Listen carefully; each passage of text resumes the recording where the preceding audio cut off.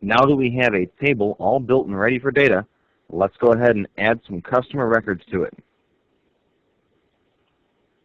Here we are now sitting at the database window, and you can see here is our customer T. To open the customer T, to put data into it, you can either double-click on the customer T here, or click on it once to select it, and then click on Open on the toolbar. Notice how the table looks kind of like a spreadsheet with only one row. That's because there are no records in this table yet. You can see at the bottom of the window, it says record 1 of 1. Let's go ahead and add our first customer.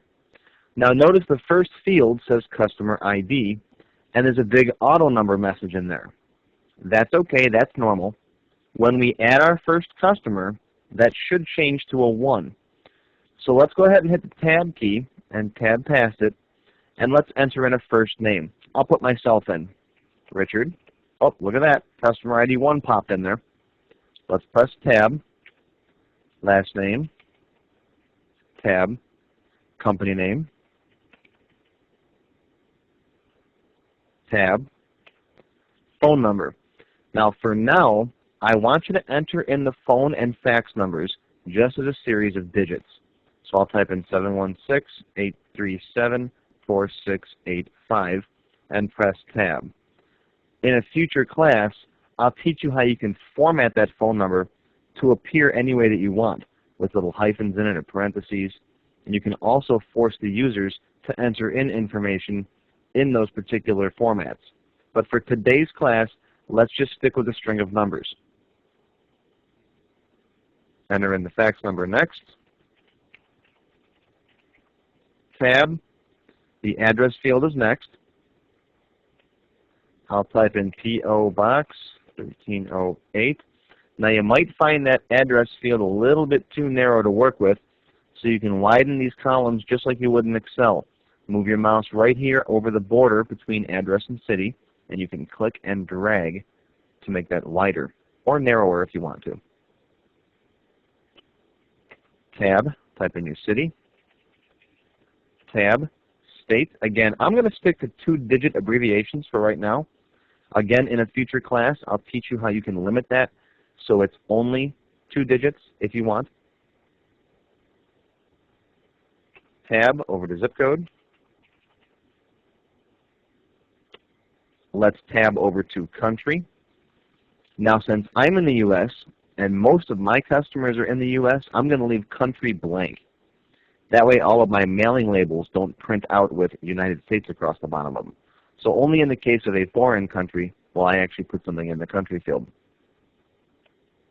Let's tab over to notes, and in the notes field you can type in pretty much whatever you want.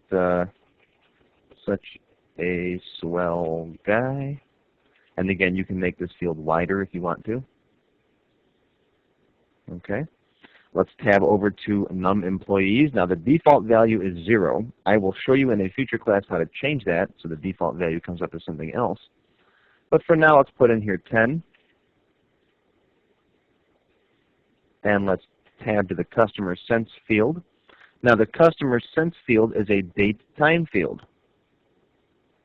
So you can enter either dates or times or a combination of each. Let me show you an example. I could put in here 1/1/90 and press tab, and it changes it to 1/1/1990. Or I could type in here 4:15 p.m. and it'll leave it as 4:15 p.m. Or you could do a combination of both. I could do 1/1/90 space 4:15 p.m. and that's what we get. We'll need to make the column a little wider so we can see what's in there. So you can do dates or times or combinations of both. Now one quick word of warning. If you type in just the date portion, the day and the month, and hit tab, it'll default to the current year, 2002 in this case. And if you type in a 2-digit year, like 1/1/20, I get 2020. But if I type in 1140, I get 1940. Be very careful about that. The cutoff here is 1930. So if you enter in 00 to 29, you're going to get 2000 to 2029. And if you enter in 30 through 99, you get 1930 through 1999. One of my customers runs a geriatric office, and they routinely enter in birth dates that are in the 1920s and even 1910s. So they have a situation where if the person entering the data in the database types in 1/1/19, they want to default to 1919. And you can change that in Windows under your control panel in the regional settings. We'll cover how to do that in our Windows Intermediate class. Let's go ahead and enter in a credit limit. How about $500 for me? And active is a checkbox. You can either use the mouse to click on it on or off, or you can use the space bar. I hate having to stop and grab the mouse. So if you're entering in a bunch of records and you're using the keyboard, you can just hit the space bar to check that on or off. Now when I hit tab again, I come down to the next record. Now one of the nice things about Access is as you move from one record to the next one, your information is automatically saved to your hard disk. So you don't actually have to save your data every few minutes. When you move from one record to another, Access automatically saves your records for you. Let's go ahead and enter in one more customer, Joe Smith. Notice how Joe Smith got customer ID 2. XYZ Corp. And a phone number. And a fax number. And an address. In Buffalo, New York, 14220. Number of employees, let's say 150. Customer since, I'm going to say Feb-1-1985. And notice how Access converts that for us. You can get away with a couple of different types of date formats. Credit limit, let's say $1,200. And he is active. I'd like to take a minute now and enter in 4 or 5 more customers. Enter in some customers from some different states with different countries so we have some information when we go to build a query in the next lesson. And there we go. I've just entered in 8 customer records. I've entered in customers from different states and different countries. And notice you don't have to have all the information on all these different customers. For example, here I don't have a phone and fax number for this customer. That's okay. Your database is going to be missing information here and there.